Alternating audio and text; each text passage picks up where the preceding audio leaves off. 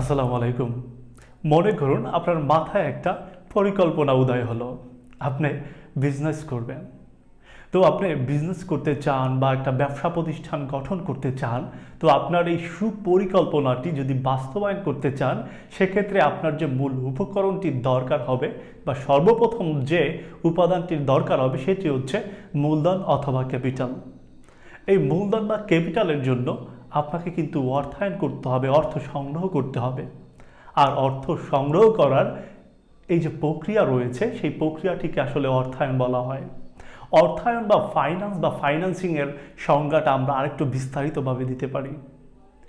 অর্থ সংগ্রহ, বন্টন ও ব্যবস্থাপনাকে অর্থায়ন বলে। যাই হোক, কোনো পরিকল্পনাকারী অথবা উদ্যোগ গ্রহণকারী অথবা কোনো ব্যবসায়ী, তারা এক একজন এক এক রকমে তাদের ব্যবসার জন্য মূলধন সংগ্রহ করে থাকেন। মূলধন সংগ্রহের বা মূলধনের জন্য অর্থায়নের যে মূলত বিভিন্ন ধরন রয়েছে, সেই ধরনের উপর ভিত্তি করে বা মূলধনের প্রয়োজন, মূলধনের পরিমাণ এবং মূলধন বা অর্থায়নের মেয়াদ বা সময়ের উপর ভিত্তি করে মূলধনকে বা মূলধনের জন্য অর্থায়নকে তিনটি ভাগে ভাগ করা হয়েছে।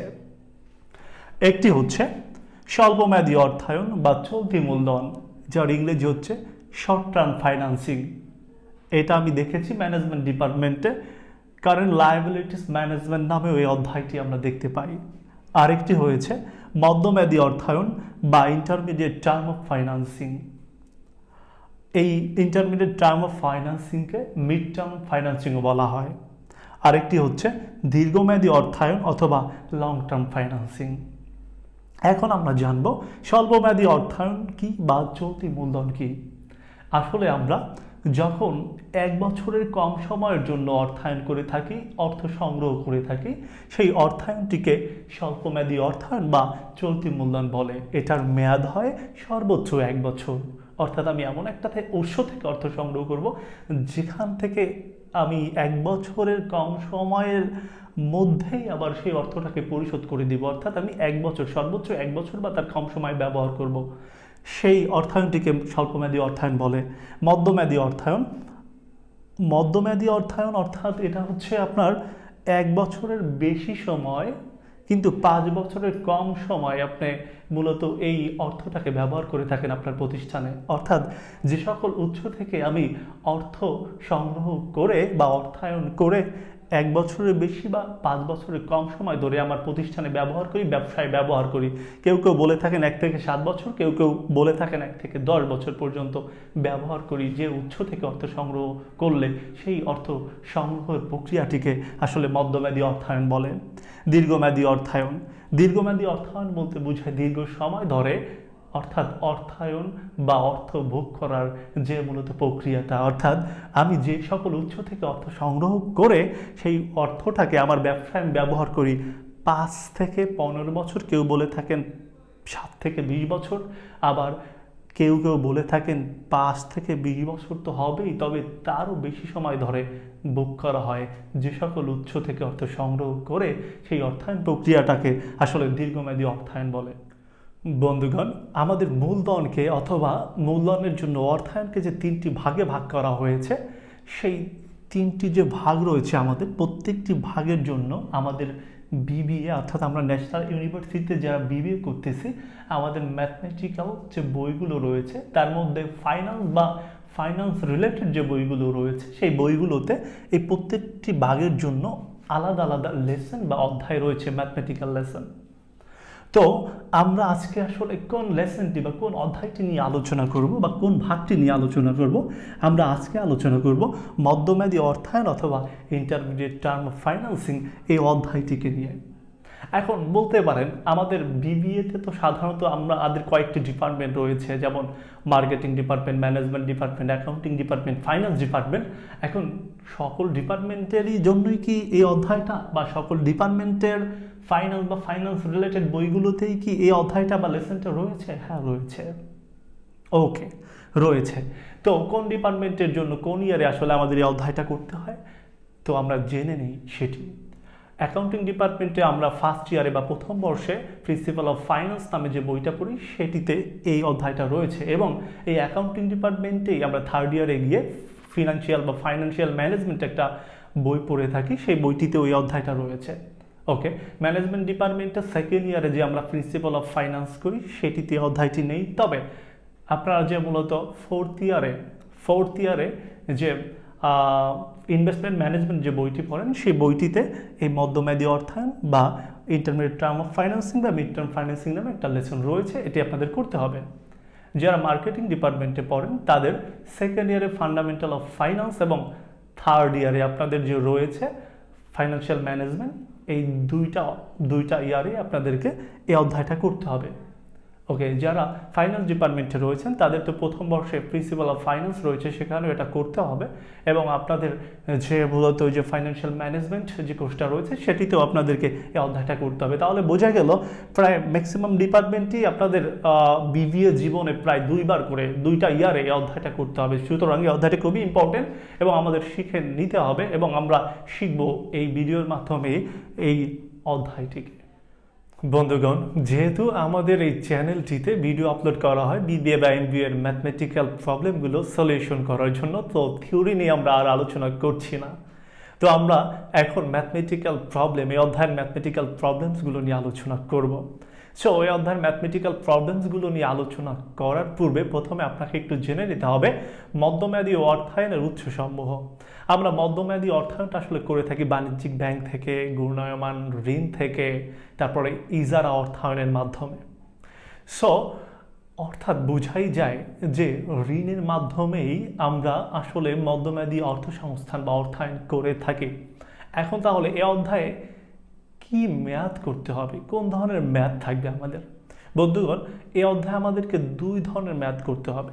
সেই ম্যাথগুলো হচ্ছে আমরা যে মধ্যমেয়াদী অর্থায়ন বা অর্থ সংগ্রহ করতে গিয়ে যে আমরা ঋণের মাধ্যমে অর্থ সংগ্রহ করি, অর্থ গ্রহণ করি ঋণ গ্রহণের মাধ্যমে, সেই ঋণটা তো পরিশোধ করতে হবে নাকি? তো ঋণ পরিশোধ করার দুটো পদ্ধতি আমাদের এই ইন্টারমিডিয়েট টার্ম অফ ফাইন্যান্সিংয়ের অধ্যায়ে আমরা ব্যবহার করে থাকি। সেই ঋণ পরিশোধের একটা পদ্ধতি হচ্ছে ব্যালন মেথড বা বেলুন পদ্ধতি, অনেকে বেলন পদ্ধতি বলে, আর একটি রয়েছে ক্যাপিটাল রিকভারি মেথড বা মূলধন ফেরত পদ্ধতি। এই দুই পদ্ধতিতে আমরা ঋণ পরিশোধের তালিকা তৈরি করব, কিস্তি নির্ণয় করব, আর এভাবেই আমরা মূলত এই অধ্যায়ের ম্যাথমেটিক্যাল প্রবলেমগুলো সলিউশন করব। বন্ধুগণ, এ পর্যায়ে আমরা আপনাদেরকে বেলন মেথডের বা বেলন পদ্ধতিতে কিভাবে আপনারা লোন অ্যামোর্টাইজেশন শিডিউল বা লোন পেমেন্ট শিডিউল অথবা ঋণ পরিশোধের তালিকা তৈরি করবেন সেটা আপনাদেরকে শেখাবো। বন্ধুরা, সেটা শেখার আগে, ঋণ পরিশোধের তালিকা শেখার আগে আমাদের কিছু বিষয় সম্বন্ধে অবগত হওয়া দরকার, যেটা আমাদের মূলত লোন অ্যামোর্টাইজেশন শিডিউলে তৈরি করতে আমাদের দরকার হয়। সেগুলো হচ্ছে লোন বা ঋণের পরিমাণ, আসল বা প্রিন্সিপালস, তারপরে কিস্তি বা ইনস্টলমেন্ট। তো এগুলো সম্বন্ধে আমরা একটু জেনে নিই। ধরেন আপনি একজনকে বা আপনাকে কেউ 100 টাকা ঋণ দিলেন বা লোন দিলেন। সো ঋণদাতা ঋণ গ্রহীতাকে যে মূল টাকাটা পরিশোধ করে ঋণ হিসাবে, ধার হিসাবে, ওটা হচ্ছে আসল। 100 টাকাটা হচ্ছে আসল। ইন্টারেস্টের সুদের হার 2%। বন্ধুগণ, ঋণদাতা ঋণ গ্রহীতাকে ঋণ যখন প্রদান করেন, তো ঋণ গ্রহীতা আবার যখন ওই ঋণটা ঋণদাতাকে পরিশোধ করেন, দেখবেন আসল টাকা তো দেয়ই, তার সাথে সাথে আসল টাকার বহির্ভূত বাড়তি কিছু টাকাও ঋণ গ্রহীতা ঋণদাতাকে দিয়ে থাকেন। ওই বাড়তি টাকাটা হচ্ছে সুদ। তো সেই সুদের হার উনি 2% হারে নেবেন এই ঋণদাতা। এবং নাম্বার অফ ইনস্টলমেন্ট, কিস্তির সংখ্যা, এর মানে হচ্ছে 100 টাকা যে ঋণ নিয়েছে, এখানে এই ঋণটা এককালীন পরিশোধ না করে ভেঙে ভেঙে কিস্তিতে পরিশোধ করা হবে। তো সেরকম 10 বারে পরিশোধ করা হবে, সেটা এখানে বলা আছে। তো এখানে যদি 10 বারে উনি 100 টাকাকে পরিশোধ করে, তাহলে আসল টাকা তো 100। তাহলে প্রতি কিস্তিতে যখন প্রত্যেকটা কিস্তি দিবেন তখন আসল বাবদ পরিশোধ হয় কত বন্ধুগণ? আসল টাকা তো 100, পরিশোধ করবেন 10 বারে, তাহলে একবারে আসল বাবদ পরিশোধ হবে 10 টাকা। তো এই আসলের ইংরেজি হচ্ছে প্রিন্সিপাল। আমরা ওই যে লোন অ্যামোর্টাইজেশন শিডিউল করব, সেখানে আমরা প্রিন্সিপাল এর পরিবর্তে বা আসলের পরিবর্তে আমরা পিপি ব্যবহার করব। বন্ধুগণ, পিপি মানে প্রিন্সিপাল অফ পেমেন্ট, মানে আসল পরিশোধ।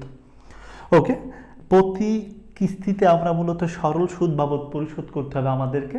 বলছে 100 টাকায় 2% সুদ, তো 100 গুণ 2%, দ্যাটস মিনস 2 টাকা। অর্থাৎ যখন আমি প্রতিবার পরিশোধ করব তখন আসল বাবদ পরিশোধ করব 10, এবং তার যে বাড়তি আয় যে সুদটা ওটা বাবদ পরিশোধ করব 2। তাহলে প্রতি কিস্তির ইংরেজি বন্ধুগণ ইনস্টলমেন্ট, বা আমরা অ্যানুয়াল লোন পেমেন্টও বলে থাকি, মানে বার্ষিক ঋণ পরিশোধের পরিমাণ, এবং এএলপি এর সংক্ষিপ্ত রূপ। তো এই কিস্তি হয় আমাদের 10 টাকা আসল, 2 টাকা সুদ, মোট 12 টাকা। তাহলে আমরা কি দেখতে পেলাম বন্ধুগণ? আমরা দেখতে পেলাম আসলে আমরা কিস্তি বা এএলপিতে কি পরিশোধ করি, প্রত্যেকবার আসলের টাকাও পরিশোধ করি এবং বাড়তি যে সুদ ওটাও পরিশোধ করে থাকি। তাহলে বন্ধুগণ আমরা বলতে পারি এএলপি বা কিস্তি সমান সমান আসল প্লাস সুদ। আর আসলের পরিবর্তে আমরা পিপি বা প্রিন্সিপাল অফ পেমেন্ট ব্যবহার করি ইংরেজিতে, এবং সুদের পরিবর্তে তো ইন্টারেস্ট। ওকে, এখন কথা হচ্ছে আমরা ধরেন একটা কিস্তি দিলাম, তো ঋণ নিয়েছিলাম তো ওনার কাছ থেকে 100 টাকা, তো একটা কিস্তিতে তো আমরা 12 টাকা পে করেছি। তো একটা কিস্তি যখন আমরা পরিশোধ করব, তো আমাদের 100 টাকা থেকে কি 12 টাকা বিয়োগ হয়ে 88 টাকা আমাদের দায় অবশিষ্ট থাকবে? নো, আমাদের মূলত আসলে আসল থেকে বিয়োগ হবে আসল টাকাটাই, কারণ আমরা প্রতি কিস্তিতে আসল বাবদ পরিশোধ করতে যাচ্ছি কিন্তু 10 টাকা। সো আমাদের আসল থেকে ওই যে মূল ঋণ থেকে আমাদের 10 টাকা মাইনাস করবেন উনি, 90 টাকা আমাদের অবশিষ্ট দায় হিসাবে দেখাবেন। আর ওই যে বাড়তি 2 টাকা দিলাম ওটা তো ওনার আয়, ওটা উনি যা ইচ্ছা সেটা করবেন, ভাঙবেন, বাজার করবেন, নাস্তা করবেন, যা করুক, আমাদের দায় কমবে প্রতি কিস্তিতে 10 টাকা করে, কারণ আমরা ওনাকে আসল বাবদ পরিশোধ করতেছি 10 টাকা। তাহলে কি বোঝা গেল বন্ধুগণ? আমরা যখন কিস্তি দেই তো কিস্তি বাবদ যে মোট টাকাটা দেই, আসলে এই মোট টাকাটাই আমাদের দায় কমায় না। ওই মোট টাকার মধ্যে আমরা আসল বা প্রিন্সিপাল অফ পেমেন্ট বা প্রিন্সিপাল যতটুকু দেই, আসল যতটুকু দেই, ওটুকুই কেবল আমাদের দায়কে কমায়। ওকে, আর এই সুদ, আসল, সরল সুদ, চক্রবৃদ্ধি সুদ এই সম্বন্ধে আপনারা যদি বিস্তারিত আরও জানতে চান, আমাদের একটা ভিডিও আমাদের চ্যানেল অলরেডি আপলোড হয়ে গেছে। তো আমরা মূলত আপনাদের ডিসক্রিপশন বক্সে ওটার লিঙ্ক দিয়ে দেবো, অথবা আমাদের চ্যানেল থেকে খুঁজে আপনি ভিডিওটি দেখতে পারেন। তো বন্ধুরা চলুন এবার আমরা বেলন মেথডে বা বেলন পদ্ধতিতে লোন রিপেমেন্ট শিডিউল বা ঋণ পরিশোধের তালিকা বা লোন অ্যামোর্টাইজেশন শিডিউল শিখে ফেলি। তো সাধারণত আমরা 2টা স্টেপে এই বেলন পদ্ধতিতে আমরা লোন রিপেমেন্ট শিডিউল করে থাকি। প্রথম স্টেপে আমরা নির্ণয় করে থাকি প্রিন্সিপাল অফ পেমেন্ট বা পিপি, যার সংক্ষিপ্ত রূপ, বা আসলের পরিমাণ। বন্ধুগণ, আসলের পরিমাণ বের করা তো ইজি, সেটা হচ্ছে আপনি মূলত ঋণের পরিমাণ বা মূল টাকা বা আসলটাকে আপনি কিস্তির সংখ্যা দিয়ে ভাগ করলেই আপনার আসলের পরিমাণ বের হয়ে যাবে। অর্থাৎ প্রতিবার কিস্তিতে আপনি কি পরিমাণ আসল বা প্রিন্সিপাল অফ পেমেন্ট করবেন সেটা বের হয়ে যাবে। তো আসল বের করার পর আমরা মূল যে আমাদের মূলত চুম্বকীয় অংশ, সেটা হচ্ছে লোন রিপেমেন্ট শিডিউল বা ঋণ পরিশোধের তালিকা তৈরি, আমরা সেটা করে থাকি। সেটা একটা ছক বা টেবিলের মাধ্যমে করি, যেখানে আমরা ঘর দিয়ে থাকি ইয়ার, মানে এখানে আমরা বছরের সংখ্যাগুলো লিখি 1 2 3 4 5 এরকম করে। বিবি, that means beginning balance of loan, বছরের শুরুতে ঋণের পরিমাণ, অর্থাৎ প্রত্যেক বছরের শুরুতে আপনার কি পরিমাণ লোন বা দায় অবশিষ্ট থাকবে, ঋণ থাকবে সেটা। এএলপি, অ্যানুয়াল লোন পেমেন্ট, বার্ষিক পরিশোধের পরিমাণ অর্থাৎ কিস্তির পরিমাণ। আমরা জানি কিস্তির মধ্যে PP, that means principal of payment, আসল পরিশোধিত অর্থ, আসল বাবদ পরিশোধিত অর্থ, এবং সুদ বাবদ পরিশোধিত, 2টা মিলিয়েই থাকে আমাদের কিস্তির মধ্যে। ইন্টারেস্ট, বন্ধুগণ প্রশ্নে দেখবেন আপনার ইন্টারেস্ট রেট বা সুদের হার দেওয়া আছে। তো আপনি মূলত এই ইন্টারেস্ট বা সুদের পরিমাণটা কিভাবে নির্ণয় করবেন? আপনি যে বছর যতটুকু ঋণ ব্যবহার করেছেন, মানে বিগিনিং ব্যালেন্স অফ লোন, যে বছর শুরুতে যতটুকু ঋণ আপনার থাকবে, যতটুকু দায় থাকবে, তার উপরে আপনি যদি ইন্টারেস্ট রেট বা সুদের হারটা প্রয়োগ করেন, তাহলে আপনার ঋণের সুদের পরিমাণ বের হয়ে যাবে। অর্থাৎ বিগিনিং ব্যালেন্স অফ লোন, যে বছরের শুরুতে যতটুকু ঋণ থাকবে ওই বছরে আপনি যদি ঋণের সুদের হারটা প্রয়োগ করেন, ওই বছরের সুদের পরিমাণটা বের হয়ে যাবে। তারপর পিপি, প্রিন্সিপাল অফ পেমেন্ট বা আসলের পরিমাণ, মানে মূল টাকা আপনি কতটুকু পে করতেছেন সুদ বাদে সেটা। তো আমরা এই অঙ্কে তো বা এই মেথডে তো প্রিন্সিপাল অফ পেমেন্ট উপরে বের করে আসি, সাধারণত এই জন্য লিখেছি উপরে বের করেছি বা উপরে করেছি। ইবি, এন্ডিং ব্যালেন্স অফ লোন, অর্থাৎ বছর শেষে অবশিষ্ট কতটুকু আপনার ঋণ রয়ে গেছে, আপনি কিস্তি দেওয়ার পরেও ঋণ কতটুকু আপনার রয়ে গেছে, অপরিশোধিত রয়ে গেছে, সেটা হচ্ছে ইবি বা এন্ডিং ব্যালেন্স অফ লোন, যেটা আমরা বছরের শুরুতে যে পরিমাণ ঋণ ছিল আর এবছর আসল বাবদ যতটুকু পে করেছি, মূল টাকা যতটুকু পে করেছি কিস্তিতে, সেই আসলটুকু আমরা এই ঋণ থেকে বাদ দিলেই বের হয়ে যাবে আপনার বছর শেষে ঋণের পরিমাণ, অর্থাৎ beginning balance of loan minus PP principal of payment. মানে বছরের শুরুর ঋণ থেকে আমরা ওই বছরে কতটুকু আসল বাবদ পে করেছি কিস্তির মধ্যে সেটুকু বাদ দিলেই আপনার এন্ডিং ব্যালেন্স অফ লোন বের হয়ে যাবে। তো বন্ধুগণ, আমরা এবার একটা কোশ্চেন সলভ করব আপনাদের হাতে কলমে শেখানোর জন্য বেলুন মেথডটি।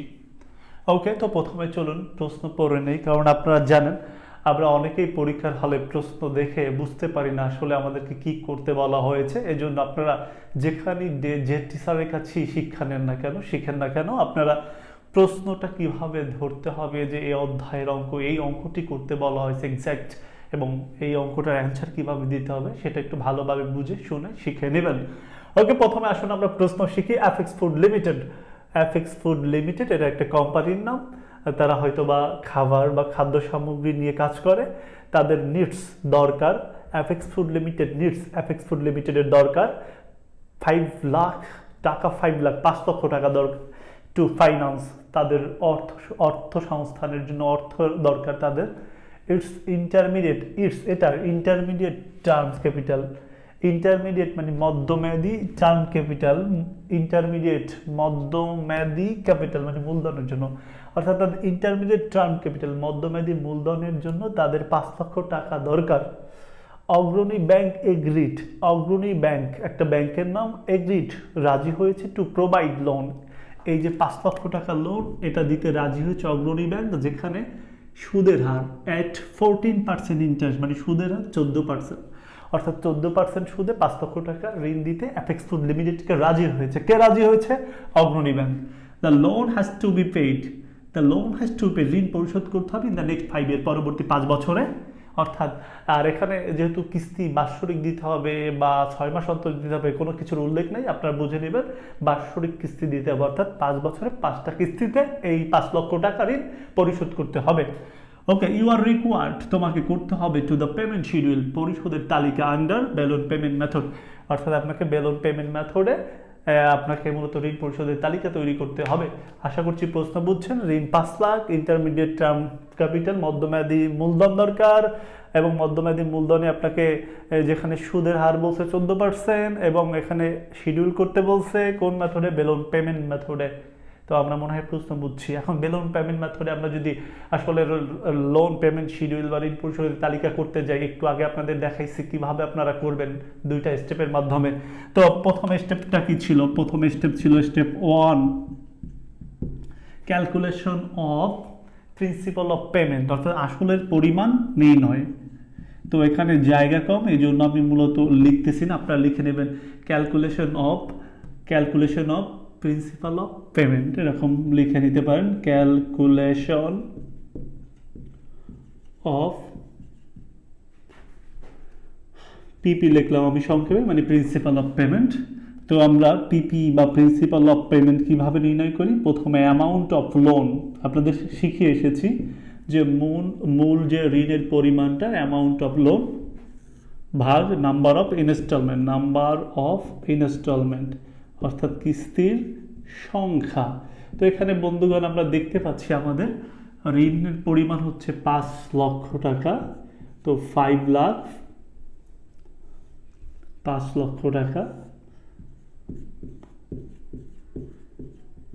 এবং এখানে যেহেতু 5 ইয়ারের ঋণ পরিশোধ করতে হবে, কোনো কিছু উল্লেখ নাই, তাহলে বুঝতে হবে বার্ষিক কিস্তি, আমার বার্ষিক কিস্তি দিতে হবে 1 বছর পর পর, তাহলে কিস্তি দিতে হবে 5টি, তাহলে এখানে নাম্বার অফ ইনস্টলমেন্ট বা কিস্তির সংখ্যা হবে 5টি। দেখা গেল তাহলে প্রত্যেক কিস্তিতে আমাকে আসল বাবদ পরিশোধ করতে হবে 1 লক্ষ টাকা। বন্ধুগণ, এখানে আসলে আমরা এখন স্টেপ 1 এর ক্যালকুলেশন অফ পিপি বা প্রিন্সিপাল অফ পেমেন্ট বের করে ফেললাম, এবং আমাদের স্টেপ 2তে কাজ হচ্ছে লোন রিপেমেন্ট শিডিউল করা আন্ডার বেলুন মেথড। যেহেতু বেলুন মেথডে করতেছি এই জন্য লিখেছি আন্ডার বেলুন মেথড, অন্য মেথডে করলে অন্য মেথডটি এখানে লিখতাম। তো এখানে loan repayment schedule, loan payment schedule, loan amortisation schedule আপনারা লিখতে পারেন, কোনো সমস্যা নেই। তো আমরা ছকটা আগেই এঁকে রেখেছিলাম যাতে আমাদের সময় কম লাগে। তো কয়টা ছক আঁকবেন, যেহেতু আপনার মূলত 5 ইয়ার 5টা কিস্তি দিতে হবে, তো আমরা লেখার জন্য একটা ঘর টেনে নিলাম, একটা র, এবং নিচে 5 বছরের জন্য আরও 5টি র টেনে নিলাম।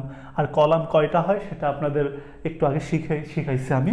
তো আপনারা মূলত প্রথম কলামে আমরা সাধারণত লিখে থাকি ইয়ার, দ্বিতীয় কলামে বিগিনিং ব্যালেন্স অফ লোন, তৃতীয় কলামে এএলপি, এবং পরবর্তী কলামে ইন্টারেস্ট রেটটা আমরা লিখে থাকি। এখানে ইন্টারেস্ট রেট আছে 14%, এবং পরবর্তী কলামে আমরা প্রিন্সিপাল অফ পেমেন্ট বা আসলের পরিমাণ লিখি, এবং পরেরটায় ইবি বা এন্ডিং ব্যালেন্স।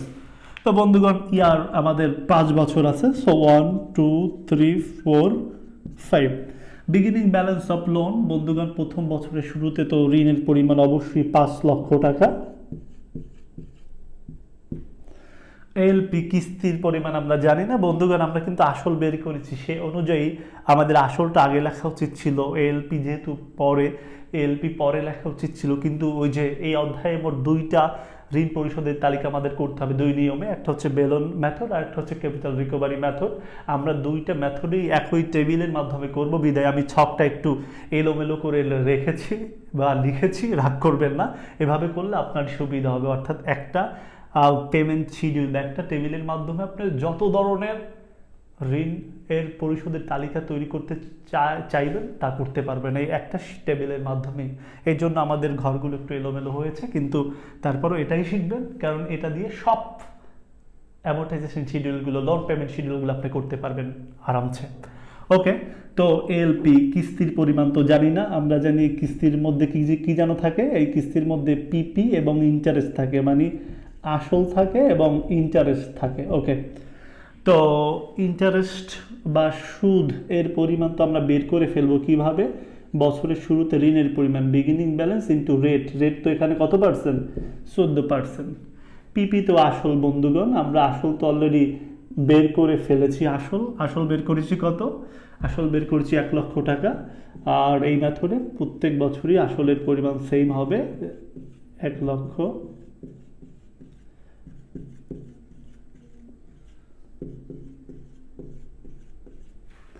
ওকে, আর এন্ডিং ব্যালেন্স তো বন্ধুরা আমরা পেয়ে যাব। আমরা বছরের শুরুতে যতটুকু আমাদের মূলত ঋণ থাকে সেটা থেকে আমরা আসল যতটুকু পে করি, তারপরেই তো আমাদের অবশিষ্ট দায়, অবশিষ্ট ঋণের পরিমাণ, বছর শেষে ঋণের পরিমাণ বা এন্ডিং ব্যালেন্স অফ লোন বের হয়ে যাবে। ওকে, তো আমরা শুরুতে দেখতে পাচ্ছি বিগিনিং ব্যালেন্স অফ লোন 5 লক্ষ টাকা। তো আমরা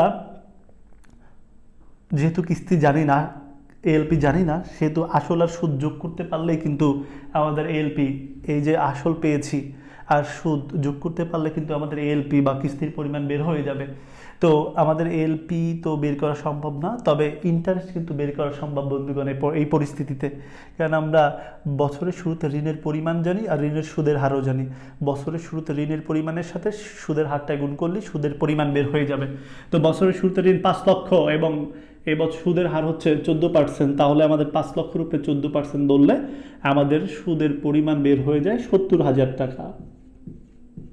তো বন্ধুগণ দেখেন, আমাদের প্রথম বছরে আমরা আসল বাবদ পরিশোধ করতেছি 1 লক্ষ, এবং আসল বাবদ পরিশোধ করতেছি 1 লক্ষ, এবং ঋণের সুদ বাবদ পরিশোধ করতে 70,000। তাহলে টোটাল আমরা প্রথম কিস্তিতে কত টাকা পে করতেছি, টোটাল আমরা পে করতেছি 1,70,000 টাকা।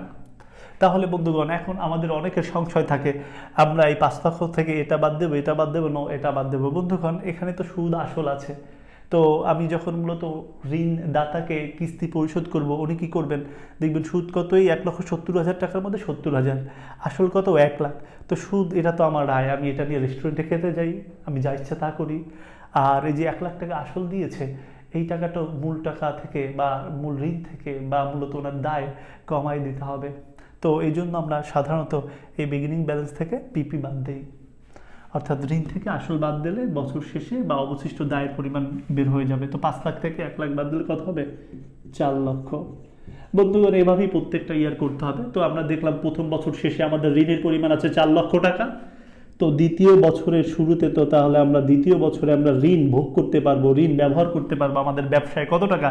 4 লক্ষ। বন্ধুগণ, প্রথম বছরে কিন্তু আমরা কিস্তি দিয়ে ফেলেছি, কিস্তির মধ্যে আসল দিয়েছিলাম 1 লাখ, এবং আসল বাদ দেওয়ার পর আমাদের ঋণ অবশিষ্ট ঋণ রয়ে গেছে প্রথম বছর শেষে 4 লক্ষ টাকা, এবং প্রথম বছরের শেষে যেটা রয়ে গেছে ওটাই তো আমরা দ্বিতীয় বছরে ব্যবহার করতে পারবো।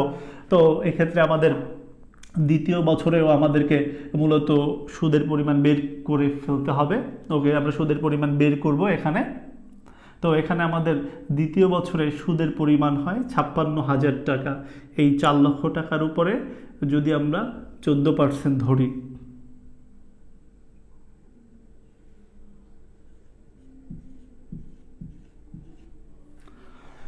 তো বন্ধুগণ, এখন আমাদের এই দ্বিতীয় বছরে আমরা সুদ বাবদ পরিশোধ করছি 56,000 এবং আসল বাবদ পরিশোধ করছি 1 লক্ষ। দ্যাট মিনস আমরা 1,56,000 টাকা তাদেরকে কিস্তি বাবদ পরিশোধ করেছি। তো আমাদের মূলত তাহলে দেখা যাচ্ছে আমাদের এন্ডিং ব্যালেন্স কত হবে দ্বিতীয় বছর শেষে? দ্বিতীয় বছরে আমাদের ঋণ ছিল 4 লক্ষ, যেখানে আসল পে করছি 1 লাখ। তাহলে আমাদের এখানে বছর শেষে অবশিষ্ট ঋণের পরিমাণ হয় 3 লক্ষ টাকা। তো তৃতীয় বছরে আবার আমাদের যেহেতু দ্বিতীয় বছর শেষে 3 লক্ষ টাকা ঋণ ছিল আমাদের, তো তৃতীয় বছর শুরু হবে বা তৃতীয় বছর আমরা ব্যবহার করতে পারবো এই 3 লক্ষ টাকায় ঋণ। তো ওই 3 লক্ষের উপরে 14% সুদ ধরলে কত হয়? 42,000 টাকা সুদ হয় আমাদের। বছরের শুরু ঋণ বন্ধুগণ 3 লক্ষ টাকা ছিল তৃতীয় বছরে, সুদের হার 14%, আর এই বছরের শুরু ঋণের উপরে আমরা 14% সুদ প্রয়োগ করলে আমাদের 42,000 টাকা হয়।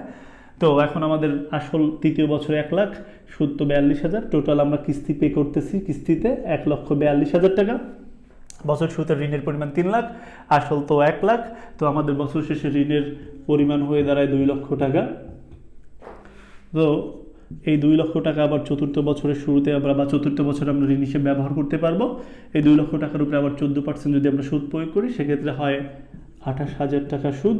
তো আসল হচ্ছে 1 লাখ, চতুর্থ বছরে সুদ হচ্ছে 28,000। দ্যাট মিনস আমার কিস্তি বাবদ পরিশোধ করা লাগতেছে 1,28,000 টাকা। তো 1,28,000 টাকা পে করলাম কিস্তি বাবদ। তো আমার এখানে চতুর্থ বছরে শুরুতে ঋণ ছিল 2 লক্ষ আর আসল বাবদ পরিশোধ করছি 1 লক্ষ।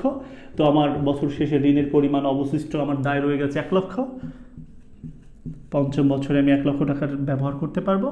তো 1 লক্ষ টাকার উপরে আবার 14% আমরা সুদ ধরলে আমাদের সুদের পরিমাণ দাঁড়ায় 14,000 টাকা, আসল 1 লক্ষ এবং সুদ বাবদ পরিশোধ করছি পঞ্চম বছর এসে 14,000 টাকা। সো আমাদের টোটাল কিস্তি বাবদ পে করতে হচ্ছে 1,14,000 টাকা, এবং মূলত পঞ্চম বছর এসে দেখছি ঋণের পরিমাণ 1 লক্ষ ব্যবহার করেছি, আসলে পরিশোধ করছি 1 লক্ষ। সো আমার অবশিষ্ট আর ঋণ বা দায় কোনোটাই রইল না, আমার ঋণ পরিশোধ করা শেষ, এবং আমাদের এন্ডিং ব্যালেন্স অর্থাৎ ঋণ পরিশোধের পরে জিরোই থাকবে, কারণ আমরা তো আর দায় রাখবো না কোনো আমাদের লাইফে, কারণ দায় রেখে যদি মারা যাই আখিরাতে বা পরকালে অবশ্যই সেইটার মূলত হিসাব আমাদের উপরওয়ালার কাছে দিতে হবে। আশা করছি বাস্তব জীবনেও আমরা কারো কাছে দায় বা ঋণ রাখবো না, পরিশোধ করে দিব। তো বন্ধুগণ, এভাবেই বেলুন মেথডে লোন রিপেমেন্ট শিডিউল আপনাদেরকে করতে হবে। তো আমরা শুরুতেই বলেছিলাম এই অধ্যায়ের যে 2টা পদ্ধতিতে আপনাদেরকে লোন রিপেমেন্ট শিডিউল শিখতে হবে এই অধ্যায়ে, অর্থাৎ মোট 2টো মেথডই এই অধ্যায়ে আলোচনা করা হয়েছে। সো আমাদের একটা মেথড আপনাদেরকে অলরেডি শিখিয়েছি, অন্য মেথডটি আসলে ভিডিও দীর্ঘ হওয়ার কারণে আমরা এই অধ্যায়ের শেষ এবং দ্বিতীয় পর্বে আলোচনা করেছি। তো আপনারা দেখেছেন যে এই অধ্যায় আসলে এই অধ্যায় ভিত্তিক যে থিওরিগুলো ছিল সেগুলো আমাদের এই পার্টে আলোচনা করায় আমাদের ভিডিওটি একটু বড় হয়ে গেছে, যে কারণে আমরা দ্বিতীয় পার্টে আমাদের যে বাকি যে মেথডটি রয়েছে ক্যাপিটাল রিকভারি মেথড ওটা আলোচনা করেছি। তো বন্ধুগণ, আমরা আমাদের চ্যানেলটিতে মূলত বিবিএ এবং এমবিএ প্রত্যেকটি ম্যাথমেটিক্যাল সাবজেক্টের প্রত্যেকটি ম্যাথমেটিক্যাল লেসনের ভিডিও আপলোড করে থাকি এবং করবো ইনশাআল্লাহ। তো আমাদের চ্যানেলটির সাথে থাকতে অবশ্যই আমাদের চ্যানেলটি সাবস্ক্রাইব করে বেল আইকনে ক্লিক করুন। ভালো থাকবেন, সুস্থ থাকবেন, আল্লাহ হাফেজ, আসসালামু আলাইকুম।